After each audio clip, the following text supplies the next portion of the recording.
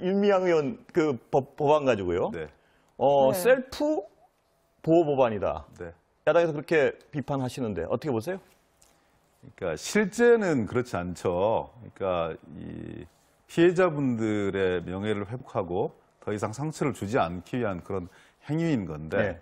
또 인재근 의원실에서 그런 고민들이 있어서 20대 때 또 법안을 제출했던 것이고요. 예. 근데 이제 선의가 그렇다 하더라도 시기가 잘못 맞물리거나 아니면 발의자가 이해 당사자의 한 복판에 있는 분이거나 예. 이렇게 했을 때는 그 선의가 선의대로 전달되지 않는 그렇죠? 측면들이 있는 예. 것이죠. 그런 부분까지 다 헤아렸어야 된다고 생각하고요. 인재근 의원실 한번 소통을 해봤는데 예. 가장 중요한 것은 당사자들의 의견이다. 그리고 이용수 할머니께서 이 법안에 대해서 분명한 의견 표명을 하셨기 때문에 예. 여러 가지 종합적인 국민 여론들을 복합적으로 좀 잘 판단해서 후회 없는 선택을 하겠다 이렇게 말씀 주시는 걸로 봐서요. 예. 저는 그게 전체를 다 대표할 수 있는 부분들은 아니다. 선의는 선의대로 해석하되 현실 속에서 오해를 발생할 수 있는 이런 부분들에 대해서는 바로잡는 용기들이 좀 필요하다 이렇게 생각합니다. 김 의원님 벼르셨으니까 뭐. 아니요, 아닙니다. 이거 그냥, 아닙니다. 이거는 그냥 모든 국민분들이 예. 그냥 상식선에서 판단하시는 양식과 양심의 문제라고 예. 저는 생각을 해요. 그러니까 제가 국회에 들어온 지 얼마 안 됐지만 세상에 자기가 다니는 직장이 법 위에 있는 나라는 처음 봤습니다. 정 의원이나 예. 그리고 윤미향 의원이 왜 법 위에 올라가 있어야 됩니까? 그리고 윤미향 의원 같은 경우에는 사실상 본인의 방어막, 방탄막을 친 거나 다름없는데요. 횡령이나 그리고 유용을 했다는 부분까지 그 사실을 이야기하면 안 되고 처벌받는 듯한 분위기를 풍기는 거는 이거는 당연히 법안은 철회가 되고 폐기가 돼야죠. 윤미향 의원도 이런 식으로 동료 의원들 민주당 나오면 뭐합니까? 어차피 민주당의 큰 성격으로 지금 숭앙을 받고 있다고 저는 생각하는데요. 그래서 이 부분에 대해서는 저는 권력 가지기만 하면 법 위에 국민이 있을 수 있다는 그런 생각, 그리고 위안부 할머니의 아픔까지도 이런 식으로 두 번 농락하는 건 안 된다고 생각해서요. 오죽하면 이용수 할머니가 이제 그만 좀 드셨으면 좋겠다. 안 된다고 말려달라고 절규하겠습니까? 그래서 피해자 할머니에 대한 아픔을 두 번 활용해서 그분들을 두 번 죽이는 일은 하지 말아달라. 이거는 제가 굳이 이렇게 길게 얘기하지 않아도 의원님께서도 공감하시고 함께 하실 일이라고 저는 생각을 해요. 길게 얘기를 주시니까 그런 거죠. 신발을 멜 때도 조심해야 예. 되는 거고 각근 묶을 때도 다시 조심해야 되는 거고 다만 공당의 국회의원들이 그렇게 내놓고 바보는 아니거든요.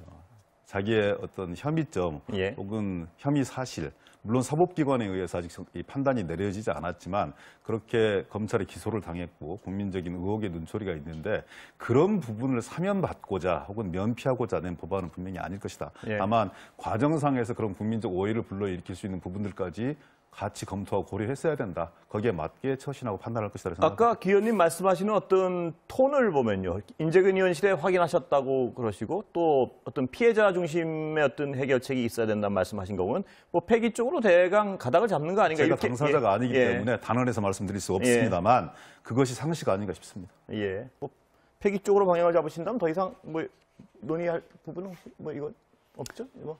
윤미향 의원은 이 부분에 대해서 본인도 공동 발의를 했지 않습니까? 예. 저는 윤미향 의원 개인이 의원직을 사퇴해야 된다고 생각을 합니다. 그리고 이러려고 국회에 들어오셨는지 저는 묻고 싶더라고요. 그래서 국민을 위한 게 아니라 결국 친문을 위해서 의정 활동을 한 게 아니라면 본인 스스로 이 부분에 대해서 거취를 정리하시는 게 전 필요하다고 생각을 합니다. 그건 본인을 위해서가 아니라 이같이 위안부 할머니들을 위해서 피해자 할머니를 위해서 어두운 곳에서 보이지 않는 곳에서 묵묵히 희생하고 헌신했던 시민단체 후배들을 위해서 시민단체 청년들을 위해선 본인이 다시 한번 생각해 봤으면 좋겠어요. 이 부분에 대한 답변을 기 의원님이 하셔야 되는지는 잘 모르겠는데 사실 제가 직접 당사자는 예. 아닙니다만 재판이 진행 중입니다. 그리고 여러 가지 사실관계에 대한 다른 주장이 있는 것이기 때문에 사법적 판단이 나왔으면 그리고 거기에 근거해서 한 번 더 토론해봤으면 하는 마음들이 있고요. 예. 이런 국민적 비판과 질타에 대해서 윤 의원이 재판 과정을 통해서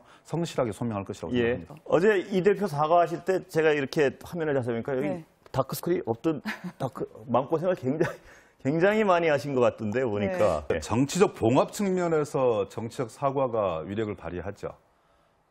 근데 이제 그걸 모르고 뽑아 올려놓은 것이 아니거든요. 예. 국민의힘을 지지하는 예. 지지자들과 당원들이.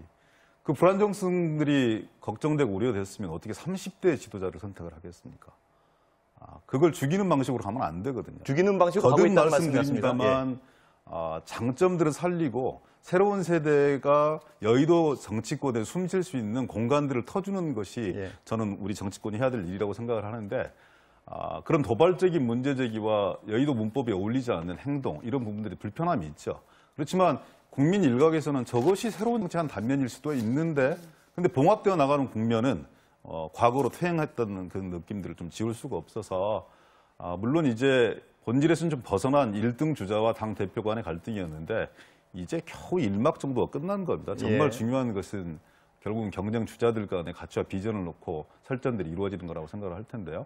그런 과정 속에서 우리 당보다는 훨씬 더 잘했으면 하는 기대가 있습니다. 예. 이준석 대표의 혁신성 누르는 것이라는 평가를 하시는데 어떻게 보세요, 그 부분은?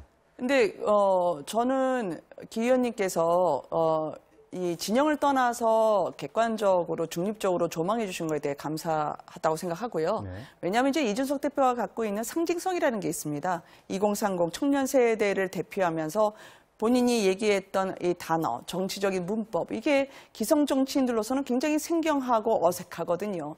근데 그런 이렇게 몸에 안 맞는 듯한 그런 문법을 거부하면 저희는 변화하지 못하고 갈라파고스처럼 저희는 도태할 예. 겁니다. 그렇기 때문에 근데 더 중요한 사실 중에 하나는 당권 주자뿐만 아니라 이제는 대선을 바라보는 대선 주자까지도 이준석 대표와 함께하지 않으면 시너지를 낼 수 없다는 그 당위를 너무 잘 알고 있거든요. 예. 그것 때문에 지금 이건 봉합을 넘어서 어쨌든 우리가 함께 더 큰 2번이 되기 위해서 가기 위한 그 길을 이제 막 시작했다고 보고요. 경선이라는 게 워낙 시끌시끌해서 저도 아직 반의 반도 안 했다고 생각하거든요. 네. 그래서 이 부분은 그냥 몸풀기 정도였지만 대표를 억누른다고 하는 건 윤석열 총장님 캠프 주변에 어떤 분들이 말씀하실 줄 모르지만 윤석열 후보 자체는 그 부분에 대해서 단호하게 아니라고 하고 있기 네. 때문에 또 본인이 어쨌든 고문 격으로 했던 분들 해촉을 했으니까요. 이 의지는 조금 믿고 지켜봐 주셔도 되지 않을까 생각을 합니다. 유승민 후보는 뭐 거의 노골적으로 정면으로 네. 그 윤석열 후보 캠프를 겨냥해서 혹은 본인을 겨냥해서 대표를 흔들고 있다, 의도를 가지고 이렇게 해석을 하시는데 그 부분에 네. 좀 동의하십니까? 어떻습니까? 뭐 이제는 유승민 후보 같은 경우에도 윤석열 후보와 함께 일합을 겨룰 수 있는 예. 그런 장이 펼쳐졌다라고 생각하면 되고요. 예. 저희는 그렇다고 바지는 안 내리잖아요. 그러니까 뭐 일부러 그런 건 아닙니다. 일부러 하신 거 아니, 뭐 제가 당황했습니다. 바지 얘기 갑자기 하셔가지고